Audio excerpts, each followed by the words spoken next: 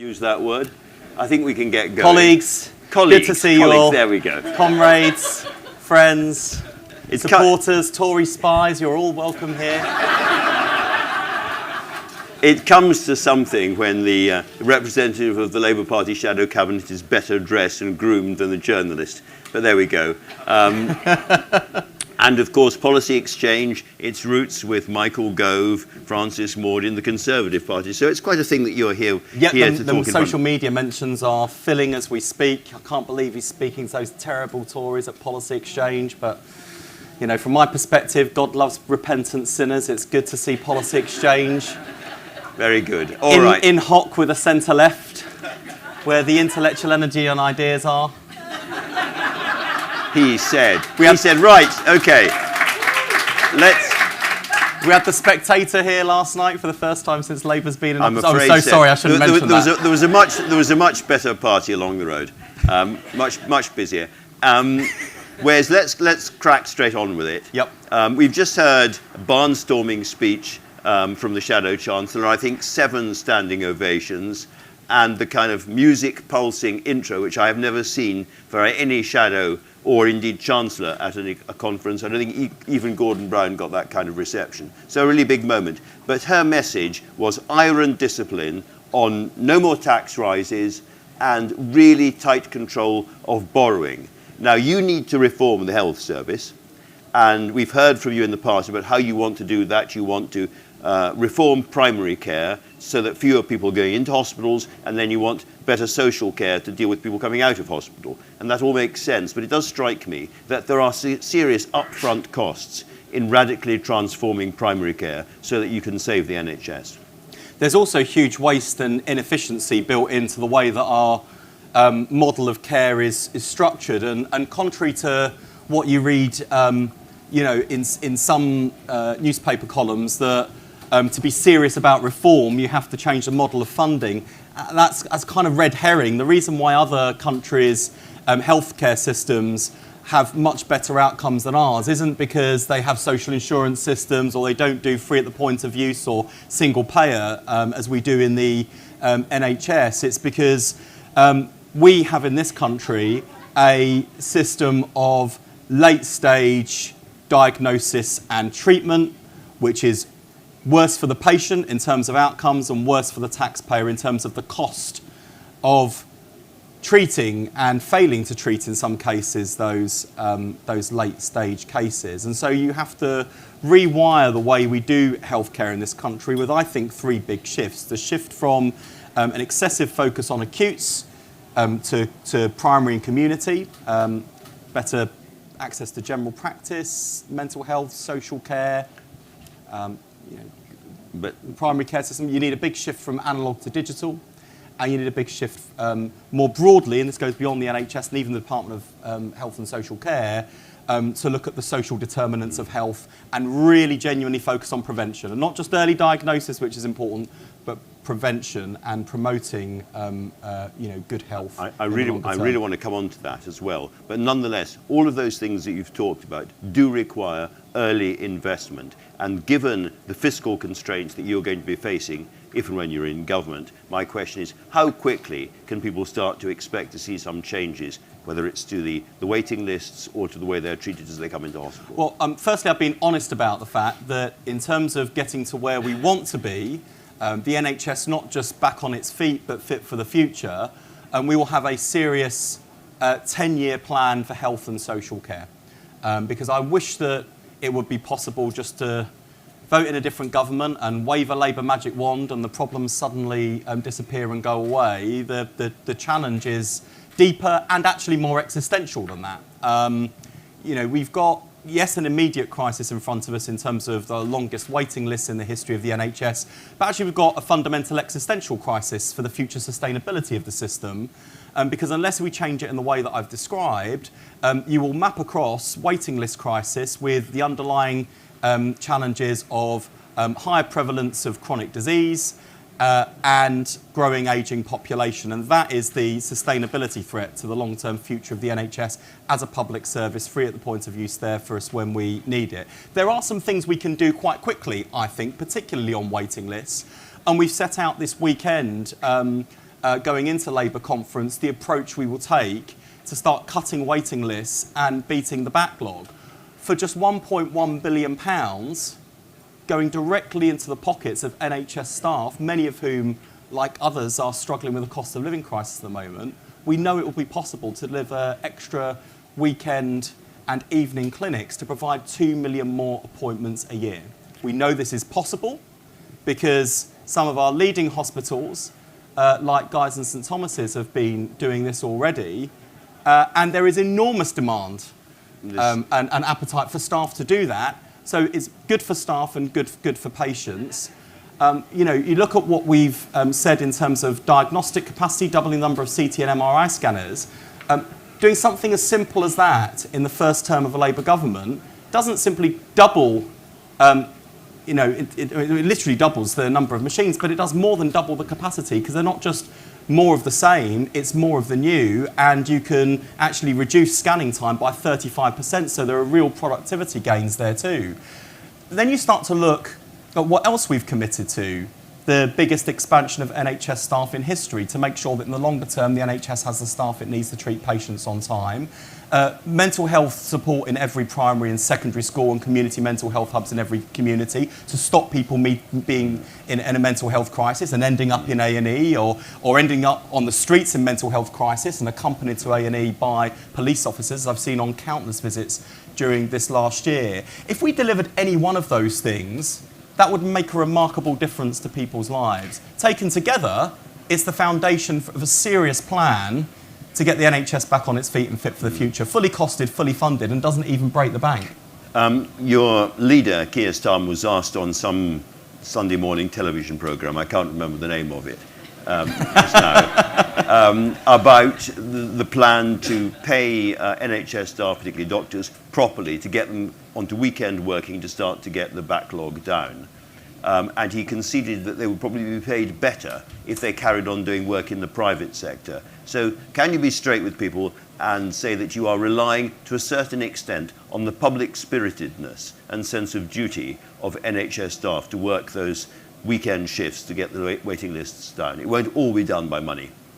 No, I think the reason people work in the NHS, and actually the reason why staff feel such a degree of moral injury at the moment, it's because they are deeply committed to patients and they are deeply committed to the public service ethos so of the NHS. That's a yes, isn't it? Yes, but it's not entire. And the reason why we don't just say, oh, look, we'll do extra clinics and give people some kit and some time, but pay them the same as they would during the normal working day, is because I think the government have nearly exhausted all of the goodwill that's left amongst the NHS workforce, and I get that and I hear it.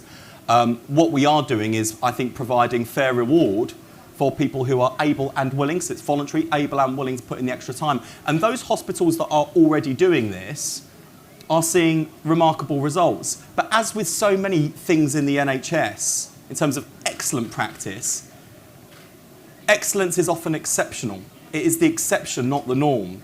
And one of the things that gives me confidence that we can turn around the worst crisis in the history of the NHS and build a national health service that's fit for the future is a lot of the ideas and plans we're developing takes really good, outstanding, exceptional practice that's been designed and delivered by people working on the front line, having proven the practice. We want to take it and make that the experience everywhere. Because one critical thing I would say about the way that the culture of the National Health Service and the way it's led, it's really good at trials, loves a pilot, loves pilots. We've got more pilots than the RAF in the NHS. It'd be really good if the NHS was as good as adoption and rollout as it is at piloting new ideas. So that's part of my focus. You talked about proper recompense for NHS staff. I'd be very interested in your view now about these long-running strikes and disputes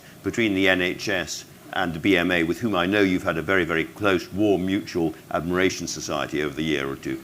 But on the one hand, we've got junior doctors, and I think most people recognise that they have been underpaid historically over a period of time. But what do you think about the consultants, who are on characteristically 120 grand plus and are holding out at the moment for a 35% increase? Look, having talked to the consultants about their strike, I think they would humbly accept that people aren't about to get out their violins for consultants in terms of pay in the context of the cost of living crisis, because I don't think there are consultants who are lying awake at night worrying about how to pay the bills. Actually, when I ask consultants why they're on strike and what's driving it, it's very rare that the first thing they say is about pay. I'm trying to think actually, genuinely, if I've ever heard a consultant say, I'm striking for pay. What they are saying is, I'm striking for patients, I'm striking for the NHS, and I'm striking for the conditions that I'm working in, which are intolerable and are stopping me from giving patients the care that they deserve. And yet pay is what's on the tin, as it were. Of pay, course, pay yeah, is on the banner. And of course it is. And like everyone else, their pay hasn't kept up in line with inflation. So I don't dispute that bit of it. But I think consultants would forgive me if I said that I have much more sympathy with care workers, with cleaners and porters, with nurses, and with those young graduates who have left university, having worked their socks off to get the grades and the sharp elbows to get into medical school, come out the other side, taking on in excess of £100,000 worth of debt, and then find that they are struggling to pay the bills and they are struggling to make ends meet, and they could be doing something else. So, what I find extraordinary about where we are today is that there is no chance whatsoever of the Prime Minister honouring his pledge to cut waiting lists until the strikes are resolved. And worse still, I think Rishi Sunak has concluded he's got no chance of honouring his pledge anyway, and would rather scapegoat NHS staff rather than provide a solution to the strikes and a resolution for patients in the NHS. I think it's cynical. And I think it is now a deliberate strategy and part of the wider scorched earth we're seeing from a Conservative Party that seems to be preparing for opposition. I think it's really irresponsible. And if there's one thing he should do today to help patients, it is get the doctors in for negotiation. He hasn't been involved at all. I think it's negligent, and there is not a universe where Prime Minister Keir Starmer would be as hands-off and disengaged on this if we had a dispute like this with a Labour government. In fact, if I had been as negligent and complacent as Steve Barclay, I don't think I would be in a job with a Prime Minister Keir Starmer. So the government's got to pull their finger out and start negotiating seriously to resolve the strikes. Can I swivel back to preventative measures? You've made it pretty clear that you, by and large, agree with Rishi Sunak on the smoking ban itself. Well, but hang you on want a to go minute. much Rishi further. Sunak agrees with me, actually, Andrew, right. because I He think didn't this put is it a that good way. New Zealand Labour policy, which I was planning to steal, and sharing best He got practice. there first. Well, that's all right, because imitation's the highest form of flattery, and I want to make smoking amongst this generation of young people as rare as voting Conservative.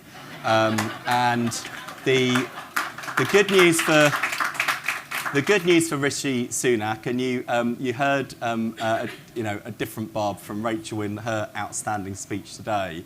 The good news for Rishi Sunak is that, having announced this bold policy, which he thinks is crucial for the future of the country, he's been so lily-livered that he's announced a free vote, because he believes in this policy so much that he's unwilling to confront Liz Truss and the band of crackpots, conspiracy theorists and cranks that the Conservative Party now is in hock to. So don't worry, Rishi, if you are watching this at home, in number 10, we will deliver the votes you need to make sure that children do not grow up smoking anymore.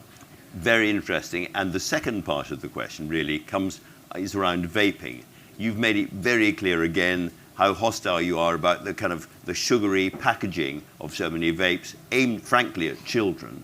And you said if they don't get their house in order, the vaping industry, you will come down on them like a ton of bricks. What does that actually mean? Well, I just think that for this industry, which I think has a role to play, because I think there can be no doubt about two things. One is that vaping is better for you than smoking, The second thing we can be clear about is that not vaping and not smoking is the best thing you could do for your health, full stop. And I strongly support vaping as a smoking cessation tool. What I do not accept is that the sort of the packaging, the bubblegum flavours. This is an industry that is providing a simple smoking cessation tool. I think they have cynically addicted a generation of children and young people to nicotine, with detrimental consequences for both their health and their well-being and their learning. I mean, talk to teachers about what they're having to contend with in schools. We want the government to move faster in terms of banning the marketing, the sale of these products to children. But I'm looking very carefully at where these are being sold, how they are being sold, whether or not the people who are involved in the sale and distribution can be trusted. And so with those sort of warning shots across the bow, I'm sort of hoping that people will now move in the right direction voluntarily and quickly, so that we don't have to bring the heavy hand of state regulation down on their industry, but they have to clean up their act, or we will clean it up for them. And that would require some kind of banning, some really serious state intervention if they don't clean up the act. If they don't and we can look at there are lots of other levers we could pull. We could pull the lever of financial penalties. We can look at licensing the sale of vapes and removing licenses. People can't be trusted. I've got plenty of policy levers at my disposal, and the great thing from my point of view, and the challenges you alluded to earlier, they don't cost me a penny. In fact, I can see a nice little revenue raiser in some of this stuff. So, people have been warned. I'd rather not do that. I think I've charted a very steady centre-ground, centre-left approach as Shadow Health and Social Care Secretary, not always sort of reaching for the traditional levers of heavy-handed regulation. I don't want you to ruin my centrist street cred on this issue, but if necessary, that's exactly what we'll do. Very interesting. And one of the arguments that was made at the time that the Prime Minister made his intervention on smoking is all very well and good, but actually if you look across the board at the biggest threat to health in this society at the moment, obesity is right up there. Huge obesity problem in Britain in particular. Yeah. So I wonder what your current attitude is to so-called sin taxes on sugar, on highly processed foods, because it's a very sensitive issue, particularly during a cost of living crisis. So look, 2 in 5 children in this country have obesity, and that has long-term consequences for their health and their well-being, actually, in terms of children's self-esteem and young people's self-esteem, especially in this kind of dreadful age of pressure that they have on their young shoulders from social media and people's kind of images of, perfect lives and perfect bodies, and the peer pressure that young people are under in a way that my generation simply weren't to this extent. Again, we've committed to banning the marketing of junk food to children and young people. We're committed to doing that both through kind of traditional media, or broadcast media, but also digital platforms too. Because to be honest, when I think about my nieces and nephew, they're not watching terrestrial television. They've got their tablets and they're watching kind of YouTube and lots of other things I don't quite understand. I do understand YouTube, by the way. I'm not that old.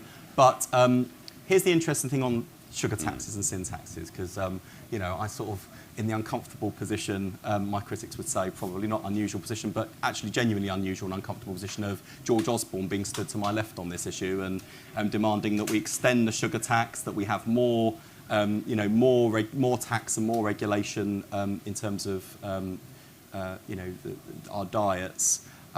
Look, where I think George Osborne has actually got this wrong is, and actually the same applies to Tony Blair too, is I don't think in the time we are currently in of a cost of living crisis and a national health service crisis, I don't think you can address their health crisis by worsening the cost of living crisis. So for me, and this is not maybe universally popular with the public health lobby, but there are plenty of things we can do on the public health front that do not involve making people's lives more expensive. And so those are the options and opportunities that I'm open to persuasion on. But I don't think that making life more expensive for people is the right thing to do in the middle of a cost of living crisis. So things like buy one, get one free, banning those deals, it's kind of a non-starter with me in the middle of a cost of living crisis, I'm afraid. So, but other alternatives, on the public health front. Meat taxes. Tax meat. Andrew, what has happened? Just going for a cheap headline. What has happened to the party of Winston Churchill, that you have not just kind of oddballs turning up to conference to parrot conspiracy theories, but cabinet ministers? It's like they were sort of, short of content for a speech, so kind of went doom scrolling through TikTok and said, what's the most crazy thing I can find on here? Yeah, we're going to rule that out. I actually think there's a serious point here, which is, the Conservative Party's drifted right off to the right, peddling conspiracy theories in a way that I think is irresponsible. And the difference between the Labour Party you see here in Liverpool and the Conservative Party you saw in Manchester last week is that in our party we kick the extremists out. In their party they cheer them to the rafters. Well, you segue brilliantly to my next point, which was you have made a point, really, of inviting moderate Conservatives to come to Labour. You've said, we are now your party.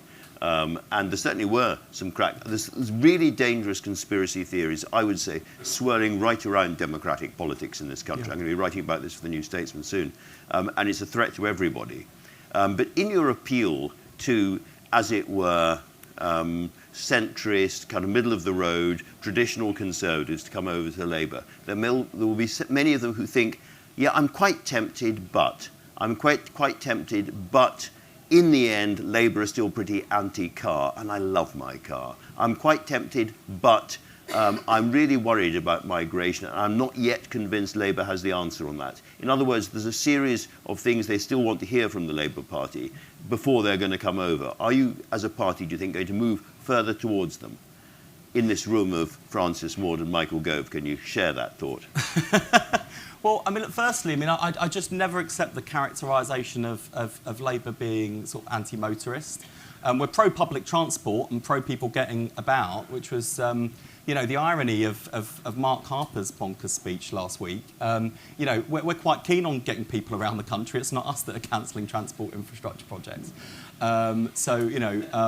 Very odd. I love my car. I use my car regularly.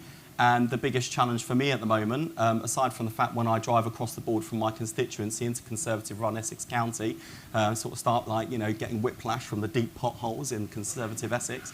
Actually the biggest challenge for me as a motorist at the moment is the price of the petrol when I go to the pump. I think motorists would be much more anxious about that than some of the really quite odd stuff that we heard from the Conservatives last week directed towards Labour. And on migration, look, there is a serious challenge here, and it's a multifaceted one. I've spoken, from the point of view of my role as Shadow Health and Social Care Secretary, that I think the UK has become over-reliant on foreign labour in both the NHS and social care. I think the reason that has happened is because the Treasury has taken a cynical bean-counting mindset under the Conservatives, which says, we don't need to bother with the training costs, we can just import people from overseas. Really short-termist and short-sighted, because we've now got a global shortage of healthcare workers. We can't always assume that there will be that talent pool to draw from globally. Secondly, it's immoral when you look at some of the places we're recruiting from. Red list countries identified by the World Health Organization as having dangerously low numbers of health and care workers in their own countries. It's unethical. As I've said, I'm proud of the fact the NHS is a global recruiter and global employer. I'm proud that this year we celebrated both the 75th anniversary of the National Health Service and the enormous contribution the Windrush generation has made to our country, particularly building the National Health Service with us from scratch, and that the children and grandchildren of the Windrush generation now proudly work in the NHS as their parents and grandparents did. That's wonderful. But it shouldn't come alongside turning away straight A students from studying medicine at university because we've been too short-sighted to provide the places for 13 years. It shouldn't be the case. We've got university medical schools that only recruit international students because they get threatening letters from the university's minister that they'll be fined if they take home students. This is the short-termist short-sightedness we've had to deal with. And on the boats challenge, I think what you've heard from Yvette Cooper and Stephen Kinnock is far more serious and credible in terms of real solutions to stop the boats and deal with the problem at source in terms of going after the people traffickers, using the same tools and techniques that we use in counter-terrorism operation to smash these criminal gangs. Far more effective use of the money that's currently being poured into the failed Rwanda scheme.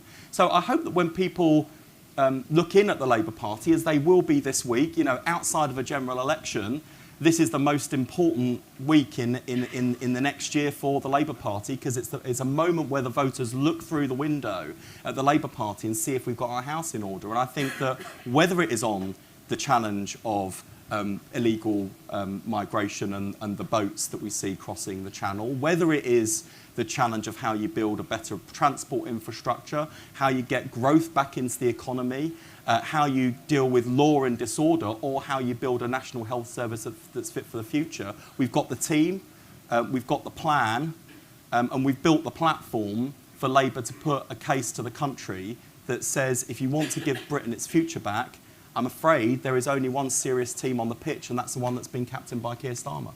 That sounded very like a closing peroration. But I have one more question. It's a nice try. Before I ask anyone who'd like... I actually forgot you were chairing, and I walked in and thought, oh, God, this is going to be tough. And a gentle kitten, as ever. This is your chance, everybody, to ask questions directly for Wes. And I'm going to come to you in just a second. I've got one last question, and then I'll be opening up. But please think of your questions now. My last question is, it strikes me that the biggest single part of the new Labour platform that hasn't been properly discussed but is potentially absolutely enormous is the package of workers' rights rolled out by Angela Rayner. For some reason, it's not something we hear very much about on the front pages, but if you look at the detail, it's a really big thing, particularly the expansion of free collective bargaining into lots of areas of the economy, including social care. Now, given the people who fund social care at the moment, given that the hedge fund managers and stuff in the social care sector, how difficult is that going to be?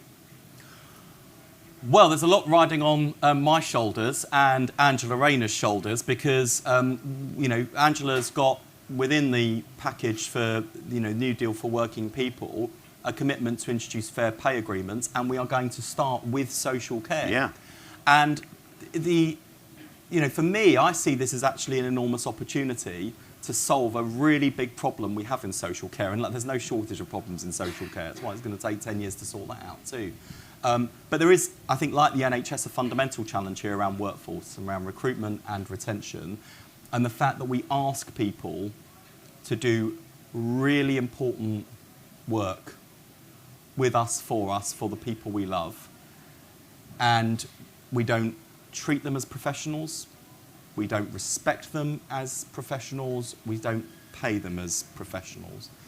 And I see fair pay agreements as a crucial route to deal with the recruitment and retention challenge, where people are going to work in supermarkets, where they get more pay and less stress. A third of them are going to work in the NHS, where people have literally been on strike because the cost of living challenges, but that's still better than we have in social care. And where even when you get really good people in, they want to leave because they can't see a career in front of them.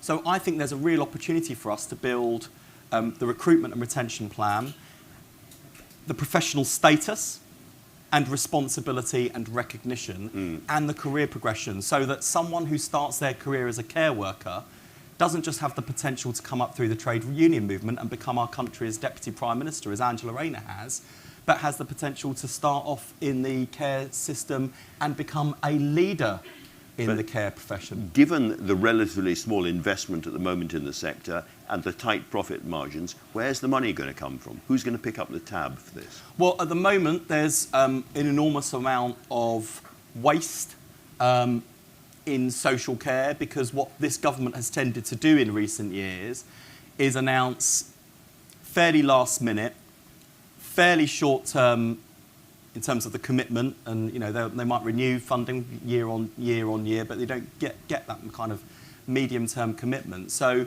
you end up with sticking plaster solutions that don't actually reduce delayed discharges from hospital, which is what the government has been trying to do.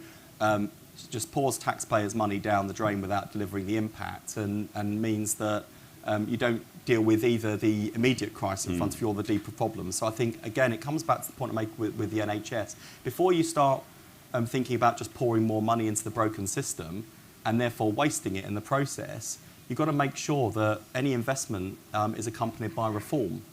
And, you know, I think one of the elements that has been slightly overlooked in terms of what we announced at the weekend in terms of cutting waiting lists, for example, was the reform component. Yes, the 1.1 billion directly into the pockets of NHS staff is crucial, both in terms of helping staff, but also delivering 2 million more appointments. But so is the organisation of NHS waiting lists in a way that they're pooled within regions, so that we've got different hospitals and different providers working more closely together to bring down waiting lists faster. So there's a reform element, and you know that you're not going to get anything for free from me or Rachel Reeves. Every bit of investment will have to come with reform, and also, you know, if you were going to start making the case to Rachel Reeves that there is a case for greater investment in the NHS and social care as resources become available, what she will say and what Darren Jones will say is, and what have you been doing to make sure the money that already goes in is well spent? And I think that is a reasonable question for Rachel and Darren to ask. I think it's at the heart of a more technocratic challenge, but a really fundamental one in Whitehall itself, where I think it is an open secret that the relationship between the Treasury and the Department of Health and Social Care and NHS England has been terrible for years now. So in a very practical sense, you know, one of my responsibilities if we win the next general election will be to get the department's house in order and NHS England's house in order, so that we can convincingly go to the Treasury and say the money you're currently putting in is money that's well spent, that we're reforming the system to get better outcomes for patients and better value for the taxpayer, and when we put forward bids for additional funding for specific purposes, you can trust us to ensure that every penny of that money will be spent to the best possible impact for both the benefit of patients but also the benefit of the economy. So the final thing I'd just say is, you know, my role is traditionally seen as a public services role.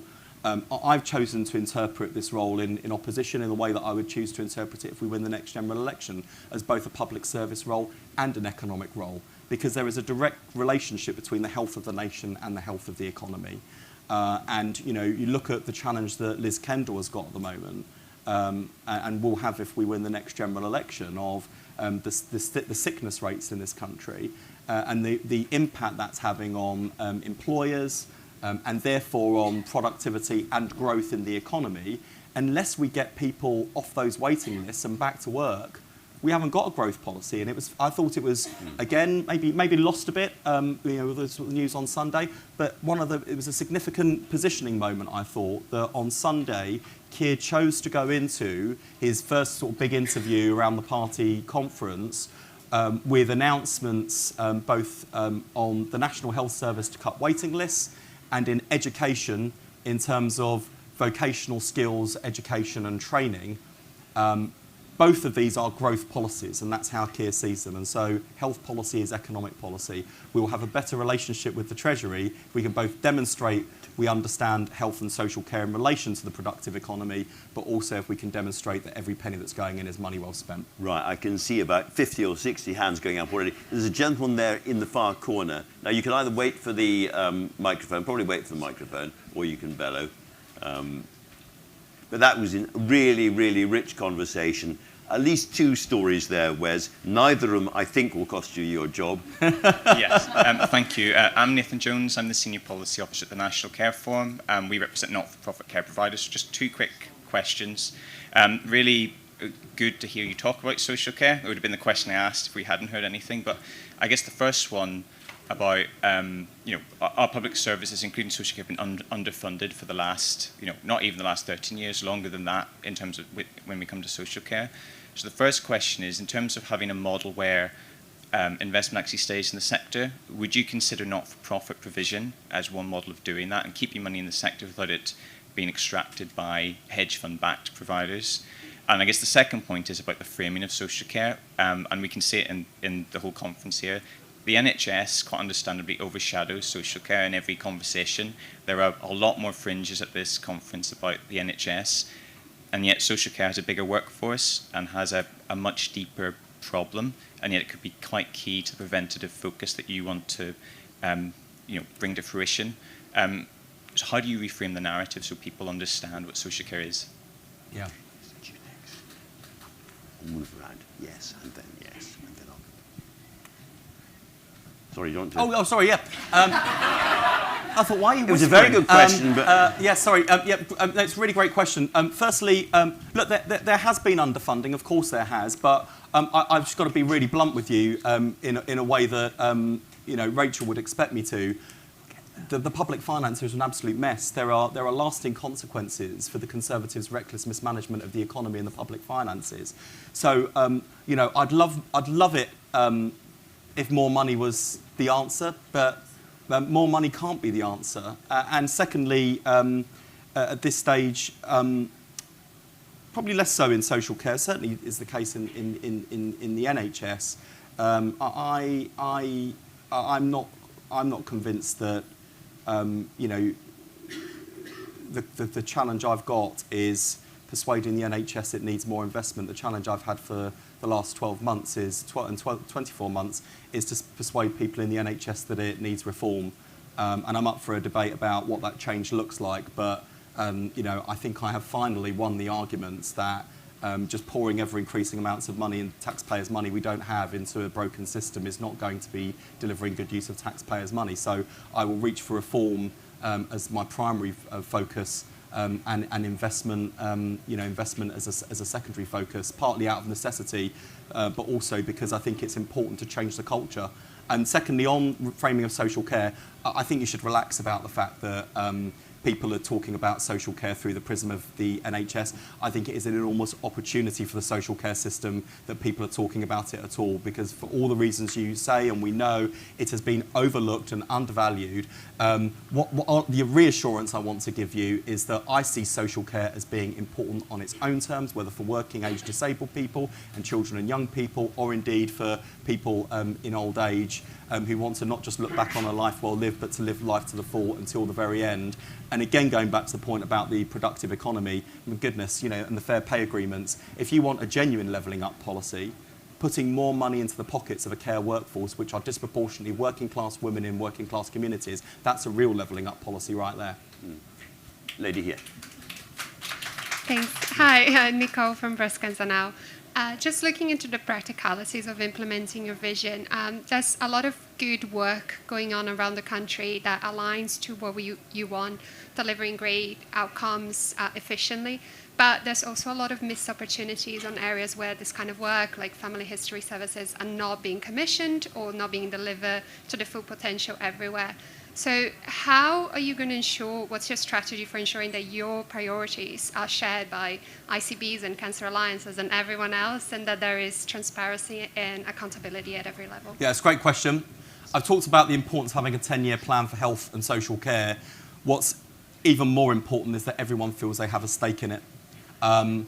We've seen in the last week what happens to a country where sort of a big long-term cross-party commitment is undone overnight in the case of HS2, and the damage that does to investor confidence, to people working on the project, including right through the supply chain.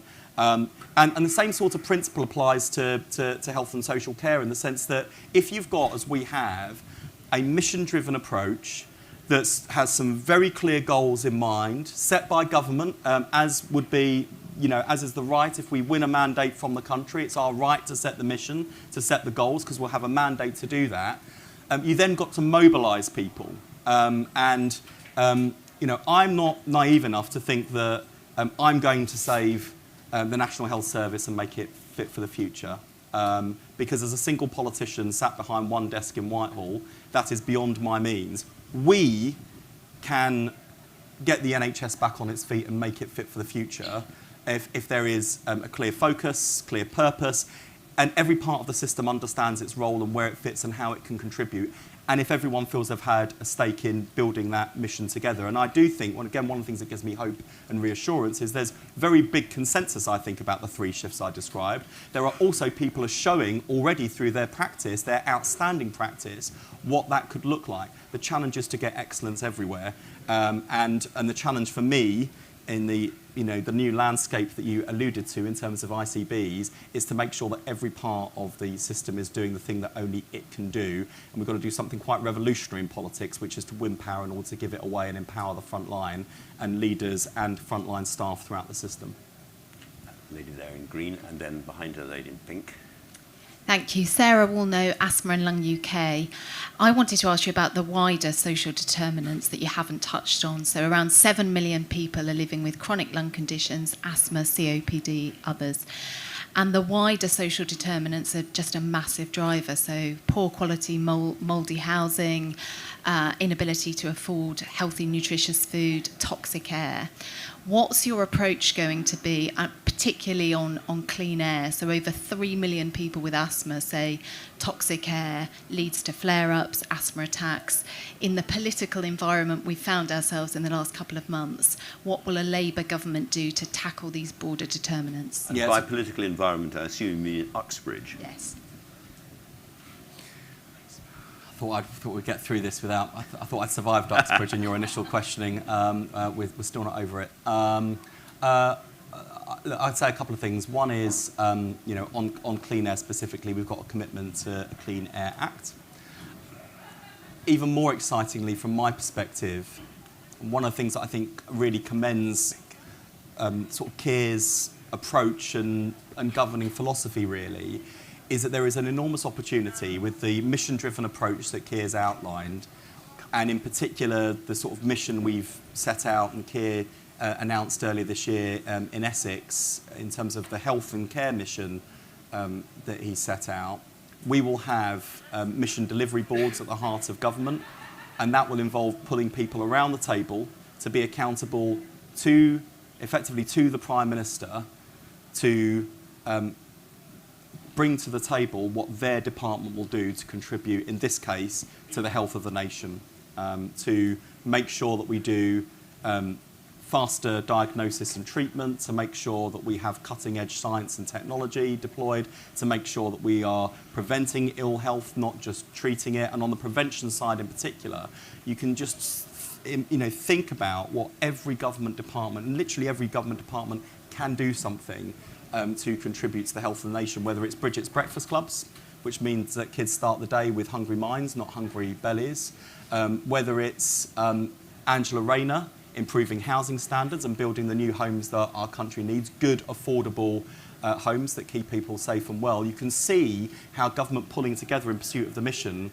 brings about a different focus and a different kind of politics. Even more radically, it won't just be government, it's bringing in business, bringing in civil society and empowering us as citizens to take more control over our own health, so we get not just longer lives, but living healthier lives for longer too. Now, one sign of a meeting going really well is there are far more people trying to get in than I've got time for. So I'm going to ask for shorter questions, if you wouldn't mind. And with the best one in the world, fantastic flow of eloquence. If we could have less of it, better still. Lady there. It's like being on LBC. Thank you so much. I'm Christiana from the National Association of Link Workers. So, Wes, I think you've been talking about reform, and I just wonder, we have 75 years of the biomedical model. Isn't it time for sort of like a more holistic approach? I spoke to Andy Bonham, who feels that primary care should adopt more of a social model of health approach. What is your views on social prescribing and the broader concept of health and well-being? Yep, I'm really keen on social prescribing, and I am anxious about a culture that just sees that pills and drugs as the answer to everything. I think we've got to make sure that in terms of people's well-being, their broader well-being in the broadest sense, that we are supporting people to live happy, healthy, and fulfilling lives, and I think that's at the heart of our mission. Of course, pharmaceuticals, new treatments, new technologies have a big role to play. And actually, the thing that makes me really excited about what the future model of healthcare might look like is, you combine what's happening in terms of genomics with big data, artificial intelligence and machine learning, and you've got a future there that isn't just about even diagnosing faster and treating more quickly, which in itself would be turning the current system on its head, but actually predicting and preventing illness in the first place, and being able to do precision medicine before people experience a single symptom. That's a game changer in terms of the future model of health and care in this country.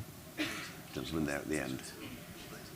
I'm trying to dot around the room and be as fair as I can, but you're not all going to get in. Wes, thank you. John Dunn, UK Vaping Industry Association. It's not his fault. No. He's not selling the vapes to kids. It's nice that you recognise that vaping is an important tool for adult smokers looking to give up.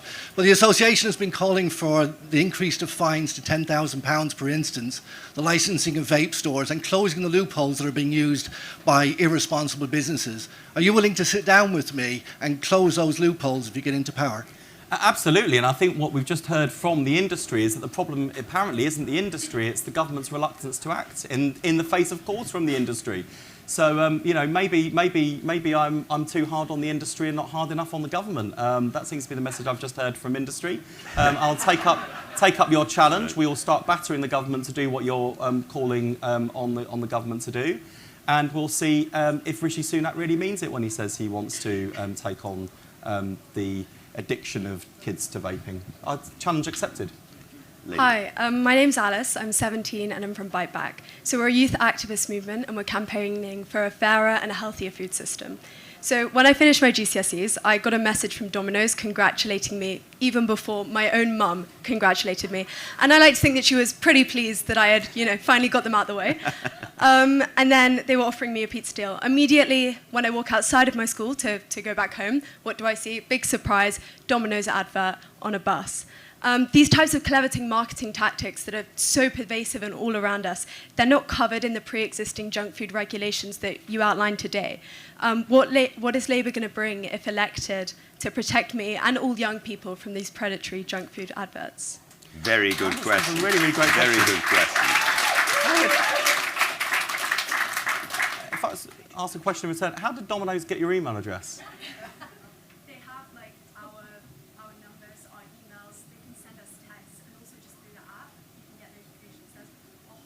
Oh right, no. So I just wondered if there was like an even more awful agenda of students' data being passed on from examples or something awful like that. It sounds to me like you're a pre-existing Domino's customer and they have identified you as being there for the taking. However, it is a problem. It's a real problem, and I think one of the things I've said to the food and drink industry is, I'd really like to work, given everything I've said about the cost of living crisis and the kind of reasonable approach we're trying to take, I'd really like to work with the food and drink industry on things like reformulation, on things like marketing and ethical marketing practices. I'd really like to work with supermarkets and the supply chain to look at what we can do at the other end of the spectrum to actually make healthy food more affordable and cheaper, so that the healthy option is the cheapest option. I'm willing to do all of those things. I want willing partners to work with, because otherwise we do have to look at alternatives around regulation. But by all means, send me further information about the campaign, and we'll put it to industry too, and see what we might be minded to do if industry isn't moving fast enough and ethically enough. Lady here. Thank you. My name's Emma Hickenbotham. I'm from Big Society Capital. We're a UK social impact investor. So great to hear you talk about doing things differently. I think you said you rewire how you do it with a particular focus on prevention. We think social investment can help. It's already producing positive outcomes in health, social care, reducing GP waiting lists, preventative care around diabetes, other issues, end-of-life care, etc. It is a growing market now worth over £9 billion. But with government support, there's so much more potential. It doesn't need to cost you more money. It's about making your money go further, using it smarter. So how can we and other social investors work with the Labour government to help you achieve that sort of prevention focus? Yeah, that's a really great question. I know there's work that's currently already underway. So I was at the Health Foundation Fringe the other day where this was put on the agenda. So I'd be really keen to see the outcome of that work and to have a conversation, because, as you've heard from Rachel Reeves today, the public finances, having been driven into the ground by the Conservatives, means that we have to look at how we can leverage broader investment. There's something in it for all of us. I think one of the things that businesses in particular and investors have recognised in the middle of this health crisis is that this is a real challenge for their businesses, their workforces and their bottom line. Health is something that affects everyone. And so I think there's a real opportunity, as I said, in the mission-driven way that Keir's outlined, to work in partnership, a genuine partnership with business. So, keen to see the outcome of that work and to pick up the conversation. Right, there's a lady. I'm trying to go into the deep flanks of the meeting here. Thank you very much. My name's Sharon Carr-Brown. I'm a member, I'm a councillor. I just wanted to say, so productivity is the NHS's challenge. Your scanners are going to go a very long way. The increase in scanners is going to go a really long way to helping with that. What other productivity levers are you hoping to pull? Yeah, it's great. I mean, technology is a really important one. I'm really struck by the fact that, in contrast to that incredible future I described around precision medicine and the personalisation of healthcare and our ability to predict and prevent, I've got a workforce that would be happy if they just arrived at work and the computer turned on. Or GPs who are sat there with multiple applications open simultaneously just to try and deal with the patient. Not even sat in front of them, sat behind them because they're having to look at the monitor, which is once again frozen with all of these applications being open, and trying to flip between them to make sure they've got the right diagnosis, the right care plan in place and the right prescription and follow-up. So you can totally see how, for the current workforce, the infrastructure, the technology infrastructure is a real disabler rather than an enabler. So when it comes to the productivity challenge in the National Health Service, I don't think this is about lazy, unproductive workers. I think it's about incredibly hard-working people whose jobs are made even harder by the fact they're not given the tools to do the job. Improve the IT infrastructure, we can actually make quite a big difference. The reason why it's kind of useless to me as an opposition politician is that, in terms of a pledge card or a manifesto, nobody ever said, what do we want? A better back office. When do we want it? As soon as practically possible. But actually there's an awful lot in that to deliver better outcomes for patients and better, more rewarding careers and for staff. Fantastic. Gentleman here. And then I'm trying to balance left and right, as the modern Labour Party appears to be doing. So there's a guy over there. You, sir, after that. Hi, Wes and Andrew. Thank you for today, and thank you for letting me ask a question. My name's Jordan. I'm from the National Deaf Children's Society. I'll just make the question quick. So only 25 out of 130 paediatric services meet the UK accreditation standard. Is there any kind of moves to kind of make sure they're all up to accreditation? Because I don't think it's, if we're talking about reforms, that seems like quite a basic one. Yeah, we're looking at it because I think, in this case, we had Royal Osteoporosis Society at an event earlier. There are some, firstly, big inconsistencies and a postcode lottery in different parts of the country. I'm all in favour of freedom to innovate and do things differently, but I think there should be consistent standards of healthcare provision across the country. Secondly, there are really good examples of how early intervention is also prevention, and getting there quickly and diagnosing effectively and equipping people with the right support not only means healthier, happier, more fulfilling lives, it means they're less likely to have to come through the front door of the hospital for wider services. So, early intervention is also prevention. Right, the gentleman there and the very patient woman at the back who's been looking at me for a long, long time. Hello, my name's Kevin. I'm a member, but I also work in digital healthcare transformation and the design of new buildings with digitally enabled care. You mentioned that we recently celebrated the 75th anniversary or birthday of the NHS, but the National Audit Office found in 2020 that a seventh of the NHS estate actually predates the formation of the NHS. We have one of the oldest healthcare estates in the entire world, and that hinders care, hinders delivery of the current models of care, let alone new models of care. What's your approach towards capital projects in the NHS going forward? And one aspect of that, which is currently branded as the New Hospitals Programme. This is an enormous challenge. One of the things I think we're going to have to do if we win the next general election is immediately review capital spending across health and social care and ask some hard questions about whether or not we've fully understood the scale of the challenge and also identified the right priorities. in terms of the 40 new hospitals programme and going back to what I've said previously about the importance of consistency and ability to do long-term planning. We want to make sure that the programme is seen through. We don't want to make the same mistakes that the Conservatives made after 2010 of coming in and just cancelling things and making things worse. We wouldn't have schools literally going to rack and ruin if Michael Gove hadn't been so shorted, sorry Policy Exchange, so short as to come in and cancel the Building Schools for the Future programme. So, in terms of sort of, medium to long term, stability and certainty, we don't want to come in and cause untold disruption to existing programmes, but we do have to look at the capital programme overall and look at whether or not it's being directed to the right priorities. Something, by the way, that Michael Gove has himself described as his single biggest mistake in government. Lady at the back. Thank you very much. I'm Lucy Bramwell from the Royal Osteoporosis Society, so thank you for your mention. One of the things that is really great to hear you talk about is how making sure we're not just seeing health in terms of health, and how you're talking about it being a really key driver for employment as well. One of the things we know is that osteoporotic fractures cause 2.62 million sick days a year. They're the fourth most consequential condition in terms of disability-adjusted life years. We know a huge solution to that is fracture liaison services and making sure they're available all over the country, as you said. Just want to clarify that they're not a hugely innovative solution. They're already used in 54 other countries around the world. They were born in Glasgow as a model. So we know they're tried, they're tested, we know they're good for the taxpayer, we know they're good for patients, and we know they're good for reducing pressure on hospitals.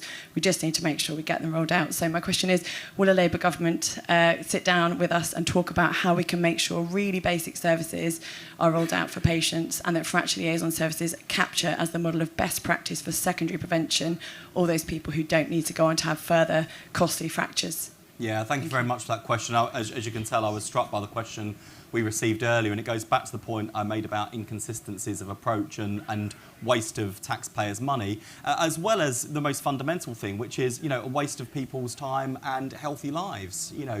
It's total waste. So I'd be happy to sit down. I actually feel, I don't know how you feel because it's your campaign that you're waging very successfully at the moment, but this is one of those ones where I feel fairly optimistic the government's going to shift on this ahead of the general election. So we will do our best to hold their feet to the fire to see if we can make sure that happens. I'm sorry, just two more questions. We'll chat with the beard and then the lady there, one row back, I'm afraid, with the glasses. I'm sorry. And I apologise to everybody I haven't been able to bring in, but I've done my best. He's not really sorry. He's ruthless. He's a bit sorry. Hi, Wes and Andrew. It's John Andrew here from Rethink Mental Illness. And we're almost an hour into the conversation. There's been very little on mental illness. I'm not kind of, blaming either of you personally for that. There's a lot to get through, but it is something that we hear a lot about, kind of parity of esteem between mental and physical health, and there is still a perception that it does go a little bit under the radar sometimes. And I know there's been a little bit of mix moving around in terms of who's in charge of mental illness within the Labour shadow team with Rosanna and Abner and Wes. But it fits perfectly into the agenda in terms of prevention. I mean, that's the absolutely most important thing in terms of mental illness. We need prevention, social determinants need to be looked at, and we need legislation. We need a new Mental Health Act. We're disappointed with the Tories, who look set to U-turn on all their work on the Mental Health Act, which is almost ready to go. Would you, it's oven ready, as we're telling them, we're using their own words against them. Would you commit to bringing in a Mental Health Act within 6 months if Labour were to win? I don't understand why, having put so much work in, and in a fairly cross-party way in terms of the development of the Mental Health Act and the degree of pre-legislative scrutiny that took place, I don't understand why the government is now stalling at the final hurdle. I would hope to see a Mental Health Act in this government's Queen's speech, King's speech, coming up very shortly. If it's not, it's something we will absolutely look to legislate to do. In terms of specific time commitments, the really dull and boring answer I have to give you right now is that Lucy Powell, the shadow leader of the House of Commons, is currently keeping track of shadow cabinet commitments to X number of days and gently reminding us that it is her responsibility to make those decisions with Keir should we win the next general election. So, but I do see it as an urgent and pressing priority for me personally. And more broadly, You're absolutely right about the importance in terms of priority. I think it says a lot about Keir's commitment that one of the first things he announced as leader of the Labour Party was mental health support in every school, mental health hubs in every community. I think that is great early intervention. Therefore, it will also be really preventative. And I think we'll make a really big, because I think we're trying to deal with two things simultaneously. One is mental ill health, and then the other is sort of broader well-being, which if not promoted leads to mental ill health. And I feel quite excited actually about the possibility of what that particular policy will do to divert people away from needing mental health services in the first place. Last question. So like buses, you've got two mental health problems right at the end after waiting. Two mental health questions. My name's Jane. I'm from James's Place, which is a suicide prevention charity. Will the next government commit to having a suicide prevention strategy?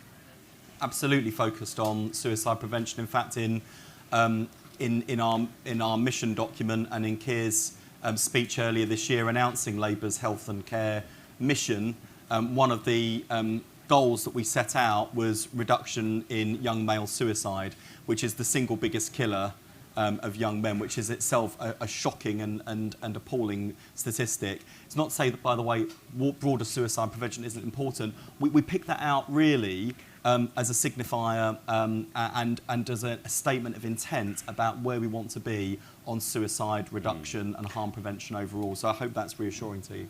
Wonderful, thank you. Before we wrap up, I'm going to have my last question because... See, I told you he wasn't sorry. He's taken the last question for himself. I do listen intently. Journalist. I do listen very carefully. And you earlier on described the NHS as a broken system. Did you mean that? I mean, I've got a pair of eyes and I've got, I'm afraid, some bad experience in the NHS, you know, in terms of family, friends. I think we've all got those stories. And one of the reasons I've been so hard on the NHS in terms of its performance and, you know, saying things that are normally heretical around here, you know, and being clear that it's a service, not a shrine. We've got to stop worshipping it as a national religion. I'm not just saying that because I'm an Anglican. It is because, you know, I want patients and staff to know that I've been listening to them and I've heard what they've had to say. And there are some brilliant people in the NHS and there's some brilliant performance in the NHS and it's not all terrible. In fact, the fact that so much good goes on against this backdrop is in itself partly a miracle. You know, you've got no hope of reforming the NHS, getting it back on its feet and making it fit for the future if you're not honest about the scale of the challenge. And if this government can't identify even the scale of the challenge, how can they possibly have the solution? How can Rishi Sunak present the Conservative Party as a party of change when his party has caused the problems? Only Nixon could go to China. Only Labour can be trusted to reform the National Health Service to get it back on its feet and fit for the future. And if we're given permission and given the chance, that is exactly what the next Labour government will do. Well, I think you have to admit